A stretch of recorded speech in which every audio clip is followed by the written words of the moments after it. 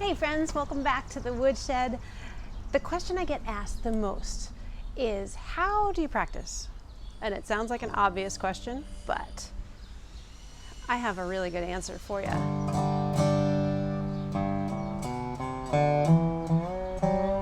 So we're going to work with the G major scale today, just the root position scale. And if that's something you're like, I already know that, just use it as an example. You can use this technique for really anything you're trying to learn.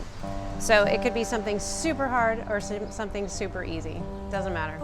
I'm assuming that you have picked out a song or a scale or something that you want to learn. Maybe you have some tab, who knows? And you've listened to it. And now you're like, what's the best way to start this? Maybe you tried reading the tab all the way through and you stumbled a couple times and like, I don't know if I'm really getting it. Here's the thing. The best thing to do is to break it down. So the smallest possible chunk, even if it's just 2 notes, go as far as you can until you make a mistake and then stop. So I'll give you an example with a G scale. So basic G scale from open position would be open bottom string and then the 2nd fret, open 5th string and then the 1st fret. Then we're going to go to open 4th string and the 2nd fret. Let's just do those 6 notes first.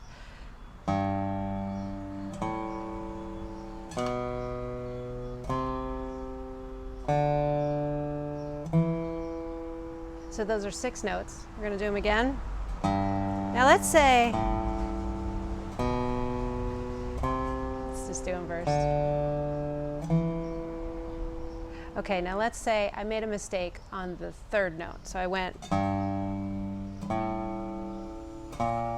ooh, that's not what I meant to do.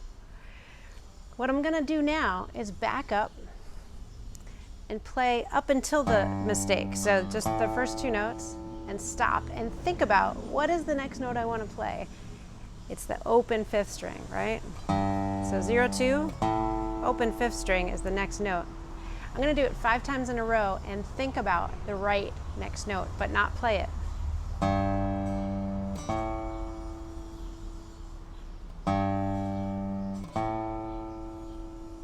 Okay, and I'm thinking real hard, I'm looking at that note.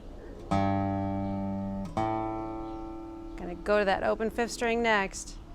Let's do it one more time. Going to go to the open 5th string. All right, now we're going to follow through and play that note that we've been thinking about. And all of a sudden, it's easy, right? Now I'm going to do it 5 times in a row, right? It's all about the 5s. So 5 times in a row. If you can do it 5 times in a row right, keep going and move on. 1st fret. Oh, and I made another mistake. So now I'm going to go practice 5 times up to that mistake, think about the next note that I want to play. So it's all about programming your brain. So much of this, they call it muscle memory. It's not your muscles, it's your brain. So you got to use that brain. 5 times in the right direction, and then you chain it together. I'll go through songs like this and I'll practice only the hard parts. That's the way. You got to get to those wrinkles. You're not going to iron the whole shirt. Nobody cares about the parts that are already good, right? We're gonna iron out the wrinkles only. So try that and see how it works for you.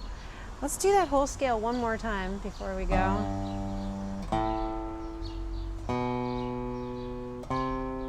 Open, 2nd fret. And then to finish out the scale, for people who are like, just finish the scale. That's the 4th fret of that 4th string. And then you can go right up to the 5th fret or play the open 3rd string. So this is something that you can use. This technique is something you can use when you're practicing anything, practicing lyrics, practicing guitar, banjo, really anything. That thing of going right up to the mistake and thinking about the right note. So let me know how it goes, and I'll see you next time on the Woodshed.